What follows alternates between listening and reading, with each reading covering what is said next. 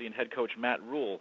The Owls are 3-1 overall, 1-0 in the American Athletic Conference. Temple was in action this past Saturday against UConn. Temple won the game 36-10. Temple also with an open date this week. Their next game will be October 11th against Tulsa. And as we mentioned earlier on the call, that game will be noon Eastern time and will be on ESPN News. Coach, thank you for joining us on the call today. If you could take a minute to tie up the conference opener against UConn, please, and maybe your plans for the open week as you head into the October 11th game against Tulsa, please. Yes, thanks, Chuck. Really pleased to come away with victory again on the road in a conference game versus a tremendous opponent like UConn, a team that we have a lot of respect for. And I was really proud of our team to play as a team, to have kind of a rough first half offensively, go into halftime and regroup, and then kind of win the game in the second half in convincing fashion. So as we move forward into our bye week, we're taking a little bit of an opportunity to rest. Make sure that our guys who have played a lot of snaps are healthy. It's our second bye week, so we're kind of changing our philosophy in that regard, and then continue to get some of our young kids some reps so they can continue to help us. As we move forward, we recognize we're going to face some dynamic offenses, so we haven't shown what we can do against sort of the no huddle and the four wide teams. And so as we prepare for Tulsa and then the other teams moving forward, defensively we have tremendous challenges ahead of us. We're happy that our defense is playing well so far. I don't think there's any other team in the NCAA. I'm not even sure about the NFL that scored more points on defense than it's allowed. So our defense has done a tremendous job in that regard in terms of making plays, scoring points. Offensively, I thought in the second half we showed what we're capable of, and we'll just try to continue to develop and make sure that we're a little bit more consistent in the way we play. So with that, I'll see if you guys have any questions. Or Chuck, if you have any questions. Sure. Questions for Coach Rhule, please star 1 on your telephone to join the queue, and then the operator will introduce you. We'll take our first question from Bob Morrison from 24/7 Sports. Hi, Coach. Congratulations on your win. Thanks, buddy. Appreciate it, man. I have some questions about the special teams. Last season, as you know, the kicking game was a real problem, and it seems Austin Jones has come in and done a great job. I think he kicked his longest field goal on Saturday. I'm just curious we had some problems with the punting and on that kickoff, what you're going to be doing during the bye week to get that corrected. So you said we had some problems. Just make sure I understood you. What we had on those two muff punt. Yeah, I'm sorry. Yeah, thank you. Yeah, I think Khalif has a chance to be a dynamic returner. He had the long punt return last week, and I just think inexperience kind of prevailed for him. I mean, he tried to field a punt that that he should have just fair caught and bounced up, and then that got in his head, and then the kickoff return. I think UConn was kicking away from him and just poor communication. So there's two things really. Number one, we put John Christopher into return punts after that, and that's kind of the way our program works. If you have to earn things, and if you don't, then the next guy goes in. And secondly, we'll just make sure we have all that communication corrected this week. I think Khalif, as I said to him on the sidelines, he's got 3 years left with us. He's got a lot of football to be played, and he's got to play himself through that rut. That was a bad game for him, and coming off a great game the week before, and he's got to play himself through it. So, our special teams have been a strength. We've covered kicks great. Our punting's been really good. Field goals have been good, not just with Austin, but I also want to make sure I say Tyler Mays has done a great job when he's come in.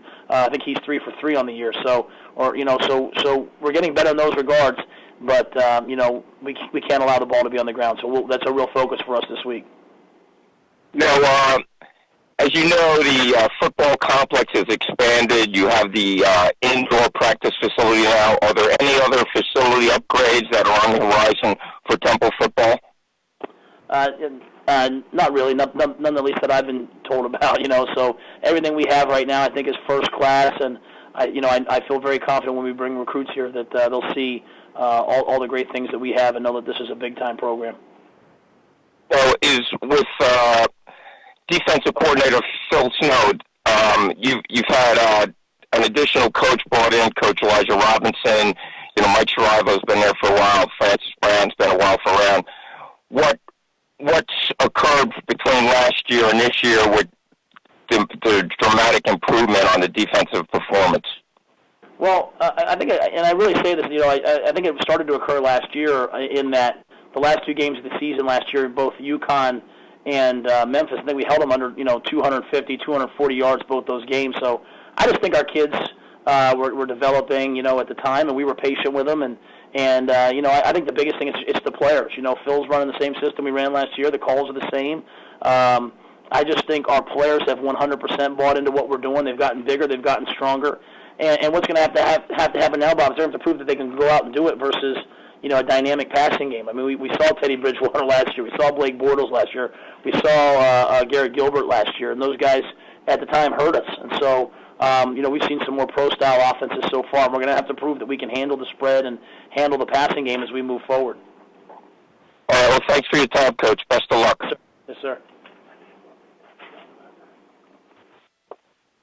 And we'll take our next question from Jeff Nyberg from the Philadelphia Daily News. Please go ahead.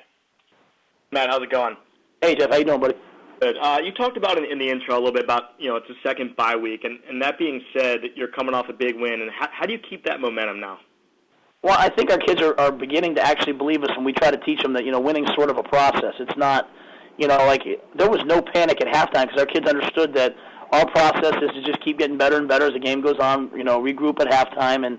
And so I think that they're starting to understand that. So for them, this is a good week to just focus on themselves, focus on their bodies, focus on school, and allow us, starting next Monday to really, really focus on Tulsa and get back into that process. So it's like anything else. You try to tell 18-year-old kids stuff and they hear it, but now they're starting to really believe, I think, and this is how we do it. So I think the bye week is just a nice break for us as opposed to something that kills momentum, And, you talked about it a little bit already with the defense. The numbers last year, I don't need to remind you, it was, on the poor end. You had three interceptions. The turnover game is much better this year, second nationally in turnover margin. Do you sit there and look back and wonder what the heck happened? How, are you surprised by any of this?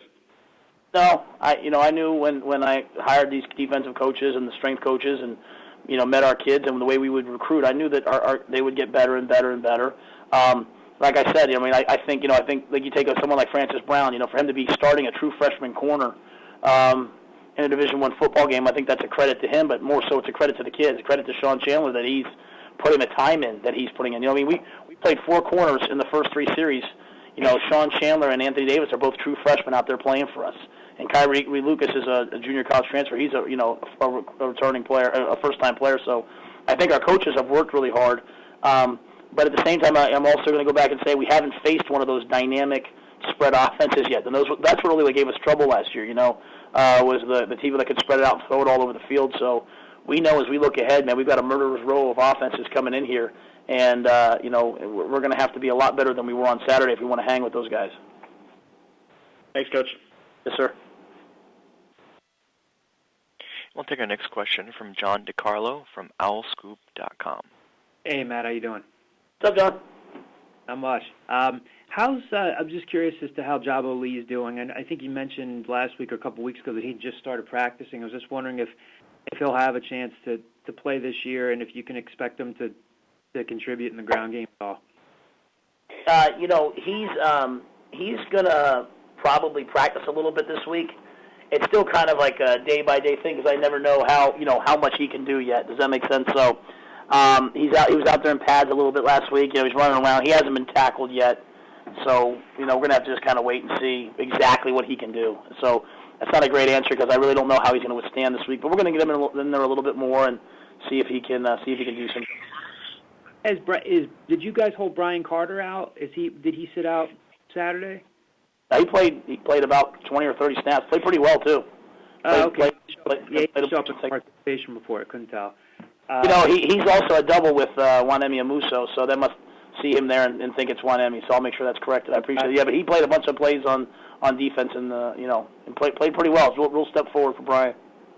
Is there a shot that Alex Wells comes back for the Tulsa game, or do you still I don't think so. I think he's going to be about another 4 weeks. So it's he's working at it. It's just not coming fast enough for him, with his knee. Gotcha. What can you do? I know you've in terms of the running backs, you've seen the guys that you've put out there. Despite getting the win, I know you'd still probably want to get things going on the ground a little bit more. Is it just the same approach, just trying to see if one of these guys will take it? Because it looked like later in the game you guys went back to Kenny and said, all right, we're going to go with him, and he broke off a couple of runs. Yeah, no, I mean, we played Kenny in the first drive or so. It's just, Kenny's always going to be in the mix with probably somebody else. I thought Jihad Thomas came in and gave us a spark, took that screen down the sideline, had another really good 8-9 yard run that got called back because we clipped. But I thought Kenny ran really hard. The biggest issue is we didn't block them. I mean, we didn't move them. I came into the year, and you guys would ask me what I thought. I said, I don't know how well our offensive line is going to play. They've protected pretty well. We have not moved anybody in the run game yet, and until we do that, I can put whoever out there at tailback. I mean, there's just nowhere to run, and they're trying and they're running hard and they're putting their head up in there and fighting for yardage. But we're not getting the run. We're not getting the production up front that we need to get up front, and they recognize that. And until that changes, it's going to be what it was on Saturday. So there's really no rhythm being established. There's nothing happening because we're not moving people up front. One last question. I think I'd asked you this before, but does any of that surprise you? Because don't offensive linemen typically tell you that they like run blocking and they like just kind of really being aggressive at the point of attack, and they kind of struggle with pass protection? It's kind of been the reverse for you guys, right? Yeah, I just think it comes down to sort of where we are physically in our skill set. And they're going to get better. But, you got Dion, he's out there. He's a true sophomore. You got Shabazz, he was playing D end last year for us. It's his first time at guard. You got McGowan, he's whatever he is, a redshirt sophomore. You got Leon Johnson, who went in there yesterday. He's a freshman. He got a false start penalty. Kyle's coming off the football. Kyle's, kind of rocking off the football. Lofton's a junior. He hasn't played before. So they definitely want to run the football, and there's times where they look like they can do it. We just haven't done it consistently enough, just moving people. And, so I'm not surprised by it at all. It's been what we knew it would be, and they're going to be together for a long time. They'll all be back next year. Some of them will be back here in 3 years from now. So, we're just going to keep coaching, and we'll stay the course. So everyone keeps asking about the defense. We stayed the course. On offense, we stayed the course. In the game, John, we stayed the course, right? I mean, we didn't come out and do anything really different in the second half other than we threw a ball over the top. And, they'll get better and better and better. Thanks, Matt. Appreciate it. Sure, buddy. Sure. Get one more in for Coach Matt Rhule, please. And we'll take a question from Connor Grossman from the Daily Orange, Syracuse University. Hey, Coach. How's it going? Hey, what's going on, man? Good. So I'm doing a story on just the transformation and progress you guys have made since last season. And you mentioned the defense. You guys have allowed the fewest points in your conference. And I'm just curious, what would you attribute that to, and who's really stood out for you this year? Well, I just attribute it to our players and their hard work and the maturing of them. Whereas last year we'd probably play 12 to 14 guys on defense in a given game. This year we're playing probably 25, in the first quarter. So we have a lot of guys who have proven that they can get on the field for us. So that when they do play, they play with a lot more energy. And in terms of who stood out for us, I think Matt Ioannidis and Hershey Walton, our two interior D tackles, are playing well, and then Praise Martin, who did not play for us last year, who was the conference defensive player of the week.